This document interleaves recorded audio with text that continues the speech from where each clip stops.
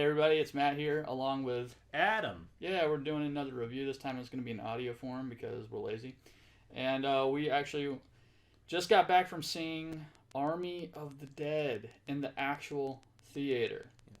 With our expert planning of let's go see a movie in theaters that's out for free on Netflix. Yeah, It's we would rather pay. Well, Adam would rather pay than do that. yeah, I just wanted to go to the theater. Really. Yeah, I know that. Yeah, you definitely needed that experience as well as I, It because come on now, it felt right. Like it was a it really good did. movie in the theater. So Yeah, it was a good movie to see in the theaters. yeah, All right, get us started. What? Man, I'm so rusty on this. it was a zombie movie. Yeah. Oh yeah. The movie. You can watch it free on Netflix, or Yeah. you can go to the theater and pay $12+ to see it. Yeah. Use our special referral link. Heck yeah, man. I'll post that in the Yeah. description. But it's a zombie movie by Zack Synder, right? Zack Snyder. Yeah. And trying to think. Explain the plot. There's an army of the dead. Yeah. Okay. Las Vegas. Yeah. Viva Las Vegas. It's put simply, it's mostly just a heist movie that also has zombies in it. Yes, a zombie heist. That which, thinking about it now, like, I honestly can't really think of any other movie that kind of falls into. Because at first, like, when you first think about it, it's like, oh, I've seen this movie before. And thinking about it now, I can't really think of another movie that does fall into that same kind of category. Like, there's other ones that kind of have Similarities, but yeah, like comes close where it's like, okay, we're breaking in somewhere and we're technically stealing, but not straight on like a heist where it's right, safe cracking and yeah, all sorts of fun stuff. because like one of the other movies we talked about earlier today between me and you was Dawn of the Dead, right? and technically, I mean, it kind of hits similar beats. Like they're breaking into the mall, they are stealing stuff, there are zombies, but it still is a different enough theme and plot that's it sets itself apart. It doesn't feel like a rehash of something that's we've watched before. Exactly. And I gotta say, it was it was refreshing. Like, it was a movie about zombies that actually had legitimate zombies in it. Yes. And the zombies felt like a credible threat, not like Oh yeah. a lot of other movies where it's like the zombies are just kind of there and the real villain is man. No, it's the zombies were legitimately the threat of the movie, and Exactly. that's I'm so happy to see a movie get back to being that way, because yeah, people are dicks, everybody knows that, Oh yeah. but at the same time it's like you don't go to watch a zombie movie to be like, I wonder which one of these guys is going to be the real villain. You go to a zombie movie to watch the zombies bite and eat people. And for the gore, and there's a decent amount of gore in this, which is also another. I was kind of surprised about like some of the levels of gore, because some of it was fairly tame, where it wasn't a whole lot. Right. But then there were other parts where it's like, nah. There were parts where it almost got like cartoony levels of gore. Yeah, for sure. Which again, like, I don't mind. Like, if you're gonna do it, like, yeah, do it. But yeah. yeah. So I was happy with that. I was a big thing that also was a hook was the cast, most of which, like I said earlier to Matt, I can't pronounce their names. Right. There wasn't really anybody directly in the main cast that I thought gave a bad performance. Yeah, same here. Maybe like the closest would be, I don't know if you'd count her really as the main. Who? It's the one mom character that they. Oh, the Spanish mom. Yeah. That tries to go in there for $5,000. Yeah, because I mean, she was technically, like, she was a named character and she was in it. She had more screen time than like 15 minutes.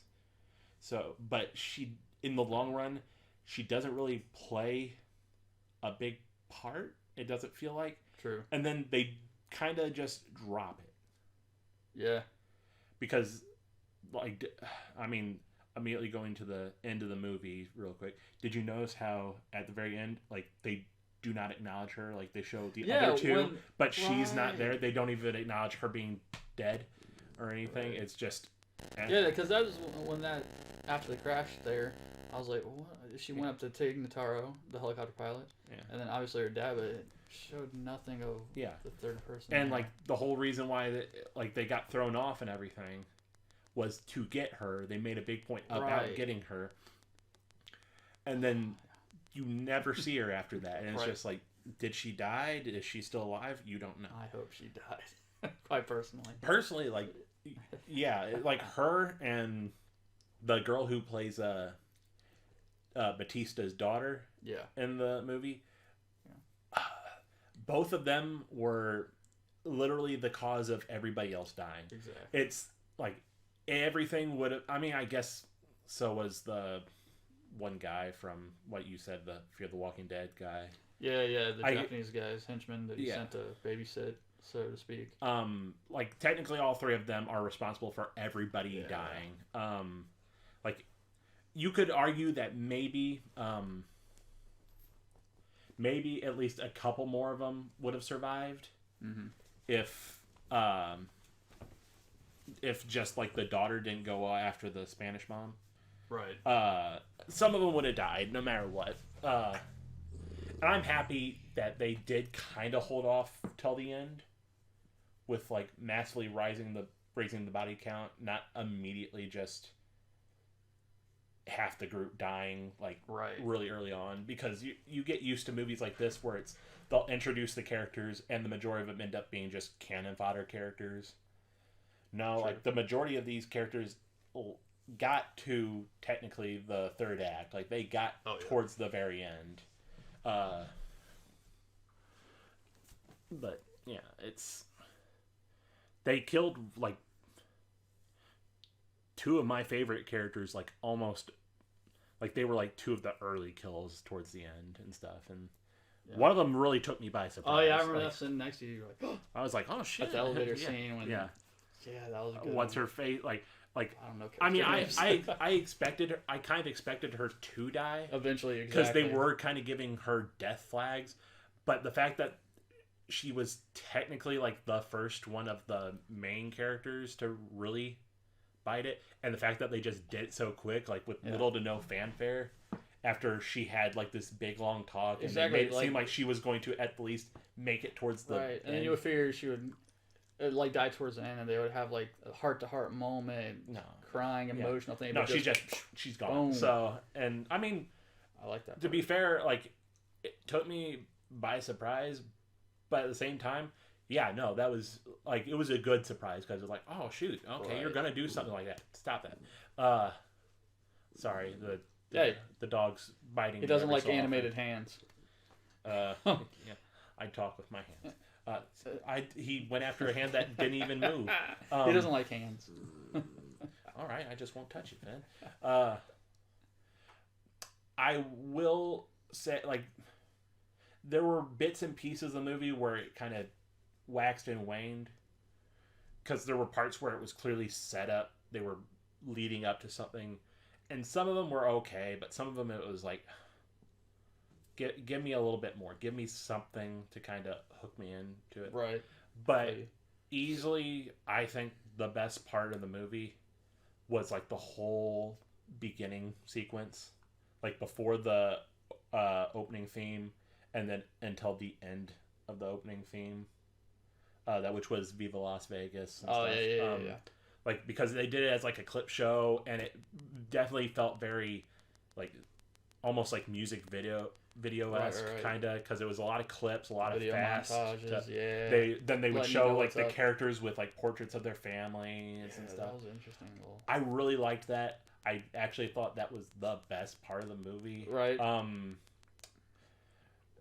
I mean, I honestly don't think I would have liked the movie as much if the whole movie would have been like that. But it felt special, and that kind of just helped me really like that part because it was like that. So.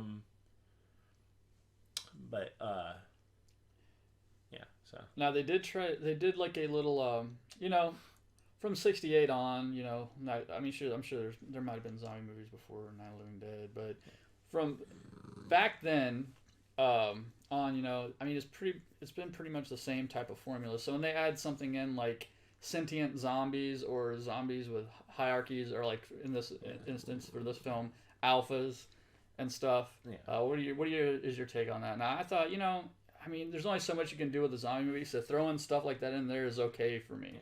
See, like, I don't have a problem with it, mostly because I was fairly late to the game in terms of a lot of horror movies. My first real big, like, introduction to zombies or zombie-esque characters was things like Left 4 Dead and stuff like that. So I'm a lot more forgiving than a lot of people of, like, different variants of zombies, as long as they are zombies. That which, again, they made a point to specify. It's like, yes, they are zombies. They aren't infected like 28 days later or something like that. They are legitimately zombies. They're the ones that if you get bit, you are going to turn. That which it seemed to kind of vary in terms of how fast. Oh, that's for sure, yeah. Because some of them, it was like, I've been bit, and then a while later they would turn. Yeah, and then there was others where it's like a couple minutes and I would turn. Because I won't give it, because that's like the tail end of the movie. That's the actual end. I won't give that away. But there is, between two main characters, there's one that gets bit and it turns like relatively fast, like it's within like a couple minutes. And then there's another character who apparently gets bit and then a couple days later only just now starts to feel like he's turning. Right. And they were both bit by the same zombie, which was like the main alpha zombie. So it's not like it was a weaker one that bit him. And like pretty much in a very similar time frame. Yeah. So there should really not be that within much like discrepancy. Maybe like a half hour of each other they got bit. But still, like, one was like 5 minutes later he was turning, and the other was legitimate how they set it up, like at least like a day or two. Right. But yeah, I really liked it. Like, there were a couple things that I thought they were going to toy with a bit more, because they would set up, like, in one of the trailers for it's the loud guy with his car. But yeah, he's coming back. Like, the main trailers that they show, they always show like the zombie tiger. Like, they've shown it in the trailers. Yeah, I remember that. Sure. They made a point to establish that it was one of Siegfried and Roy's tigers, and then they even said he patrols their territory. So the whole time I was waiting for like zombie Siegfried and Roy to show up, pop up, and they never did, and I was kind of disappointed in that, because I kind of wanted to really see that. I guess I'm fine with it. It's like, that's a minor gripe in the long run.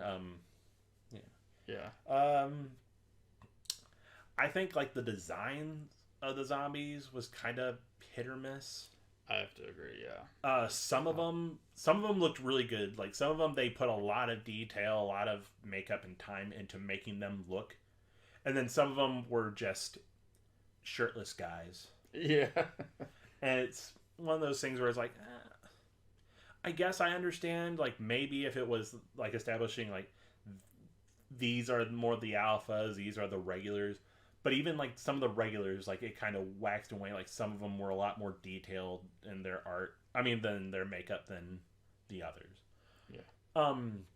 Did you notice like some of them, like towards the end when they're running to escape, did you notice some of them, when they got shot in the head, it almost looked like they were like robots instead of... Yeah, there was like an electrical current type of electricity flow. They showed like blue, like they have blue blood sometimes. Right, yeah, when they feel like it. That, which I don't mind, because they're infected. But it's like some of them, like, they get shot in the head and it would almost look like their skull was made out of metal. Exactly. And like there was like electric... And some of them had like glowing blue eyes. Some of them didn't. There was one that had glowing like yellow eyes. I don't know if that was an oversight, if that was just, hey, again, these are different for a reason. But yeah, I noticed that too. It was very strange. Maybe it's for the sequel. Yeah, Mecha Zombies. But yeah, I noticed that. I was like, I wonder. It happened like I noticed it purposely 2 or 3 times. Because like the alphas, like the main alpha, didn't have glowing blue eyes or anything, but he had the blue blood. Yeah. But then like there was another alpha that they established that she's also in some of the trailers. It's more of just a shot. There's a female zombie that plays a fairly big part, and she doesn't have blue blood. Right. Like she has like normal colored blood. But there's that. Okay, let's. Which one was your favorite character? Like, what was your favorite out of the crew? Yeah. Because I think like we might end up like having like the same. I don't know names, but if you just describe, because like it's one of those things like the majority of the characters we can't remember the names and we can't pronounce the actual actors' names. Right. What if I said the henchman? That'd be funny. But no, it's not. Oh, well, we are different. It's hard. No, Batista's okay. Yeah. But I did like the dynamic between the safecracker and the other guy. The one African black guy. American. African American. Yeah, African American. Yeah. I caught myself for saying black. Yeah. I like those two guys. Yeah. That matched because those were my two favorites. I liked the progression of their friendship with each other. Exactly. I liked their interactions with the other characters too. Right. Now, Tig Notaro as the helicopter driver, she had some good ones in there too. I'm happy they didn't overuse her because she played a character that definitely could become grating if she was on screen too long. Exactly. Actually, a comedian named Chris D'Elia was supposed to be in her role, but since he had allegations of SA, they switched him out. Yeah, I had heard that she was actually like a fairly late, late into the movie and stuff. So, which you didn't feel it. Like she had good chemistry with the other actors and actresses and stuff. Right. So I mean, that might be a testament to her or the entirety of the crew. It could just be that it just worked out that way. Right. Now, who is your least favorite out of the daughter? Yep, I was about to say she is so fucking annoying. Any characters like that, dude? I know she's your daughter and everything, but I would have just said, nah, she can go. Like, in her defense, barely, because she's still like completely in the wrong and everything.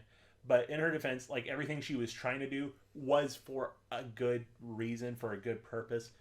But so many of the characters die because she just decides to go off on her own.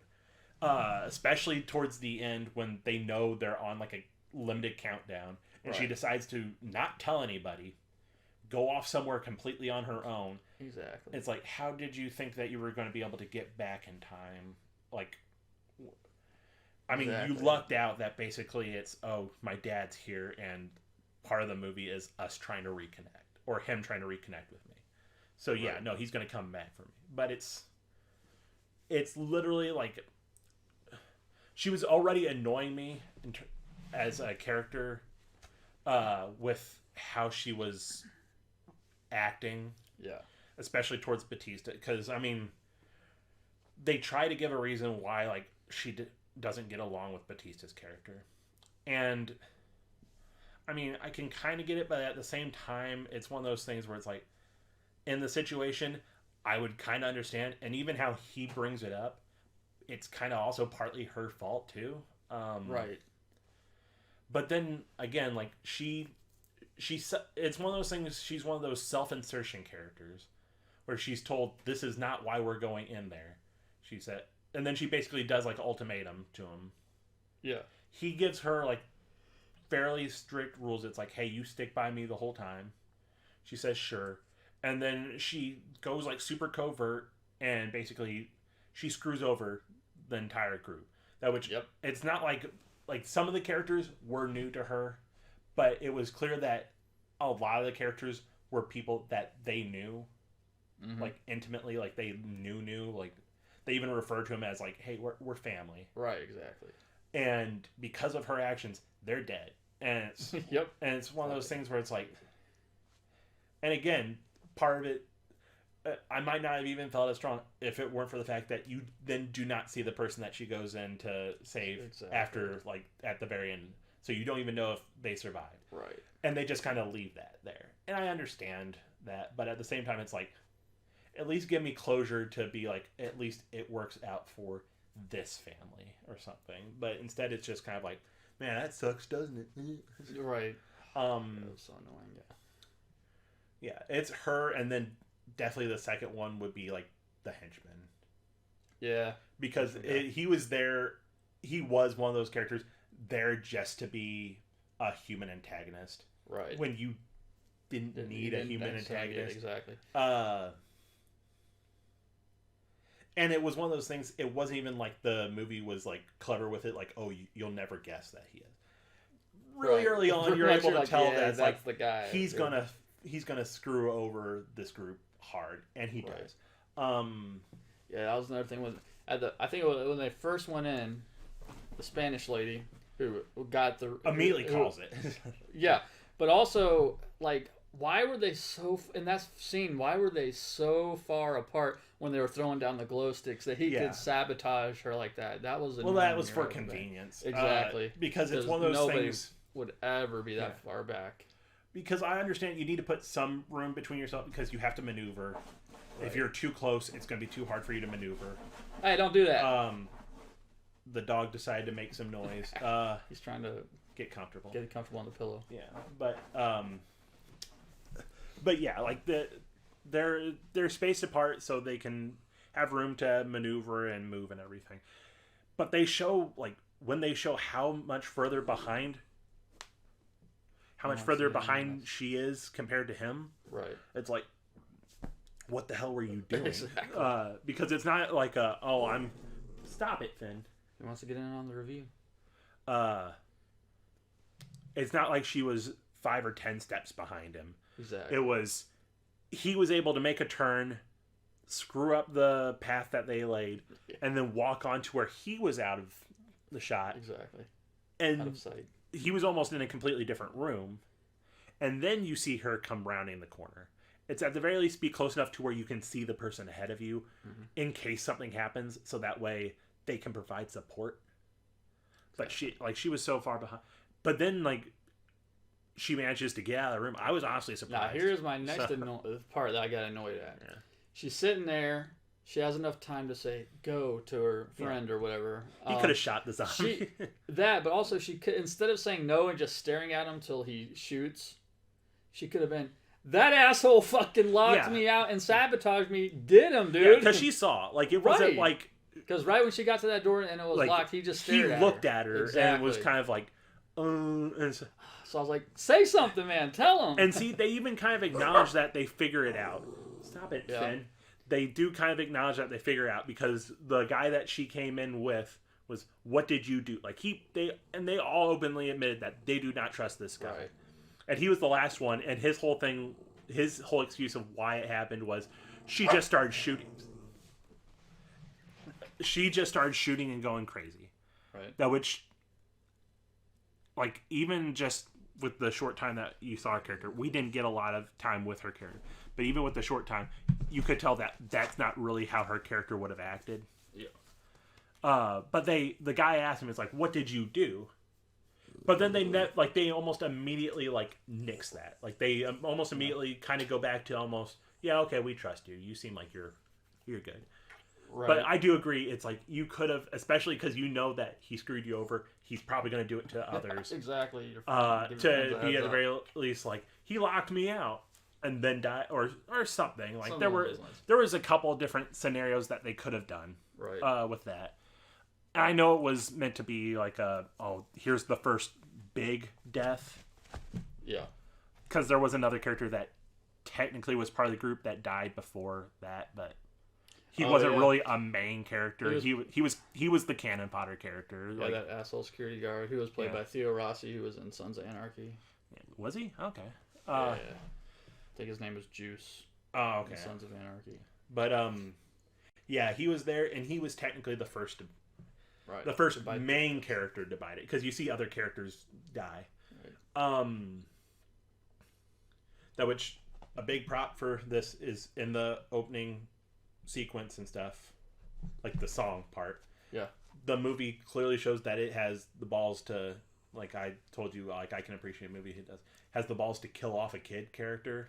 Yeah. And it's not like the kid could have survived or something. It's no, they show the character. The character is dead. And it's just like, hey, good on you, movie. Like you're showing like this is a real world scenario. Anybody can die. Just because you're a kid doesn't mean that you're gonna be okay. Exactly.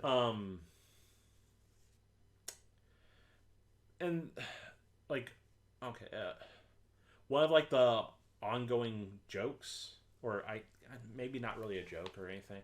It becomes a joke at the very end. Is because Batista's trying to reestablish a connection with his daughter. That which, by the way, Batista, that's not the name of the character. Like it's not like it's and Batista as himself. Right. But Batista's character, he's trying to reestablish a connection with his daughter, and before they go in, they show that he's a cook at a diner. Oh yeah. And one of the things that he's trying to do is he's like, well, after we get done here, maybe when you go to college, I can open up food truck, and he's trying to figure out like what they'll sell. At first, I'm happy that they didn't really dig that into the mud, like that it wasn't like every other sentence. Yeah. They bring it up like maybe 3 times. Yeah. And they're spaced pretty decently apart, so it's enough that you remember it, but not so much that it's like, oh, okay, this again. But there's that. I'm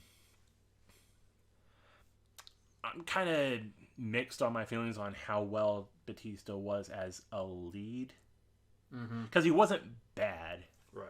Like by far and away, he wasn't bad. He's shown multiple times that he is actually a pretty good actor. Yeah, for sure. But it's one of those things I still don't know, and this movie didn't solidify if I feel that he could be another lead. If he could be another Rock, because he did, because Jason Statham type. Because both those actors, because they are just actors at this point. Yeah. Both those actors have a lot of charisma about them, like exactly. You can see them being like the lead, especially The Rock. Like The Rock, it's one of those things. It's like he has almost too much charisma.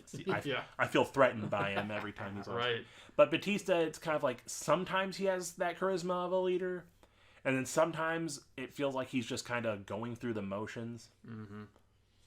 And I think it might have showed up a bit more because there were so many other actors who were clearly not so much better, but kind of more seasoned to be a lead actor. They kind of held the screen better. Exactly. Again, like he was good in it. Like, yeah. I don't think that there was any actor that acted badly. Yeah, exactly. No bad actor. But at the same time, it's just this didn't really lock in my view of him being a lead. Right. For able to carry a whole movie on his own type. I think he's better as the side like character. In Guardians. Yeah. Actually, I think that's the only thing I've seen him in Guardians. Otherwise.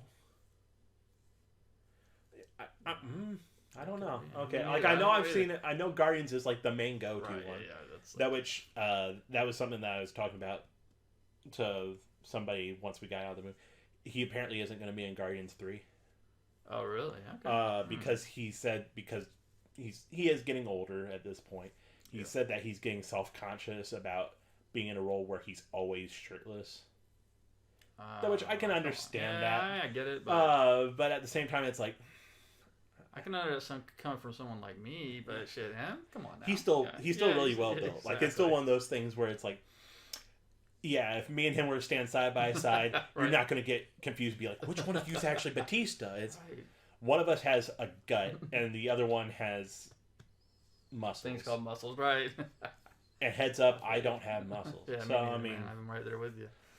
I am a walking, talking gut. So refer to the past video reviews. Yeah, you can see what we're talking about, what I'm dealing with. I could play "Coming in the Air Tonight" on my stomach if I wanted to. But another good point for this movie that we talked about was the soundtrack. Oh yeah. Oh, it was a really, really good soundtrack. There was there was only one song in it that I was kind of like, why would you play this? Because it's one of those things. It just felt weird, and that's I told Matt, and I think you kind of agreed with me. I don't know if you did or not. I can't remember. Was Zombies by Cranberries, the Cranberries. Right. Just because it's, I mean, they played it solely because the song says zombies. Yeah, the word zombie is the only reason that's there. But it's like, that's not, the song's not actually about zombies. Right, when you analyze the lyrics and go through all of that, like it's about every other song was much kind deeper. Of, yeah. It's got much deeper meaning than just the word zombie in it. Yeah. But, you know. I guess it's better than them playing like Do the Bruce Campbell or something like that. Right. Because that song says zombies too, but a lot of Elvis in there. Yeah. Vegas. How could you not have some Elvis in there? A good point that you brought up is was it Gambling Man or what was the song? Kenny Rogers' Gambling Man was in the trailer. And like it's the main song in all the trailers and stuff. Right. It's not actually in the movie. Not in the movie. And I'm fine with that because the rest of the soundtrack was really good. Yeah. To the point where I said, like, if this came out as a vinyl or something, I'd happily buy that up. Oh, yeah. I even said, even though this movie is on Netflix, and you can watch it right now on Netflix, if they came out with a physical copy, I'd happily buy it as a physical. Exactly. Put a slipcover on there too for me. Yeah. Thanks, guys. Because, like, the actual, like, poster that they use, I think is just okay. Yeah, we saw it on the way in, and it was just meh. It's a little almost too flashy, like too flashy and too on the nose. Put like zombies, put the main characters, but then they have like a slot machine motif and neon lights. And it's like I already gotta go big and flashy like Vegas is, I guess. But also the alternate cover I saw, or the poster I saw here, which is just the safe, the top part of the safe with zombie arms coming out with the safe door closed. I'd be happy if that was like the slip cover. Yeah, that'd be a good one, I think. Or if it's not the slip cover for that, have that be like the cover for the vinyl. Like I would actually really dig that as the cover for the vinyl over anything else. We gotta send these people emails, man. We got ideas. We need to use our limited to no influence. That's right. So, and I don't even care about it getting a percentage. Just send me a free vinyl. I just want it. So but definitely by the end of the movie, like I definitely said that out of like within the last like 10 something years of movies, like dedicated zombie movies, this is definitely like up there, like at the top for me, like by far and away. It's for sure, man. I have to agree with that. Yeah, it's like I can't even tell you the last zombie movie I saw. Like new zombie movie. Like I remember the last zombie movie that I watched, like for the first time that I watched, and that was the Survival of the Living Dead, and that shows like. Of the Romero one? Yeah. Survival of the Dead? Oh, yeah. Okay, sorry about that. Yeah. Sorry you had to see that, but... And that was, like, a first-time watch and stuff, and it's because I knew, like, I had seen stuff... Wait, is that when we watched it for the movie night? Because it... Was that Survival? Ethan chose that, remember? No, okay. Then, no, that's not it, because I had seen that one before. Okay. Then it was Diary of the Living Dead, because it was the one before that where it was done as, like, a found footage. Found footage, yeah, that was Diary. Okay, we watched that was, Survival, which was the island one. Yeah, that was... Gotcha. Okay, the Survival one, like, on a different track. Survival of the Living Dead wasn't the worst zombie movie I've ever seen. You hated Diary worse. Diary was terrible. Like, I don't have a good spot in my heart for many found footage movies. There's a couple that managed to kind of wiggle their way in where it's like, okay, you did something neat. Or if it's done as, like, just part of it. Like, I like the segment in, like, BHS 2. The alien part. I like that because it's not the whole movie. And so, well, technically it is because it's all done as found footage. Right. But I like when it's just barely done, basically. But like Diary was just bad. For sure. So there's our suggestion: watch Army of the Living Dead, not Army of the Living Dead, Army of the Dead, and not Diary of the Living Dead. You can watch Survival of the Living Dead if you absolutely want to. Yeah, but only if you're bored. You're not missing out on anything if you don't. If you ain't got anything better to watch, go for that one. But watch the original 3. You can the original trilogy, baby. Back when zombie movies were good. So, back when it was a satellite. Ooh. Yeah, then go ahead and follow it up with Return. Good. Yeah. But, yeah. You can watch a couple of the Return of the Living Dead. Yeah, I guess. At least 1 and 2. 1 and 2 for just for the Michael Jackson song. Yeah. Maybe parts of 3. No, part 3 is not that bad. I said parts of part 3. Like I'm fine with part I'm 3. kind of hit or miss on But it. after that, just don't worry about them. Just watch it for trash. I wouldn't even do that. Ugh, 4 and 5. Ray from the Grave and whatever the fuck that other one's called. Terrible. No. Wait, I said watch it for trash. Oh, I thought you said watch it for the trash, meaning the next 2 are trash and to watch it. No, watch it for the character trash. Now. Yeah, you watch Return for... What the hell? Yeah. Watch it for trash. But I thought we were way past the first one already. That's why when you said watch it for trash, I'm like, yeah, they're trash. Well, you definitely watch the first one for because the first one's good.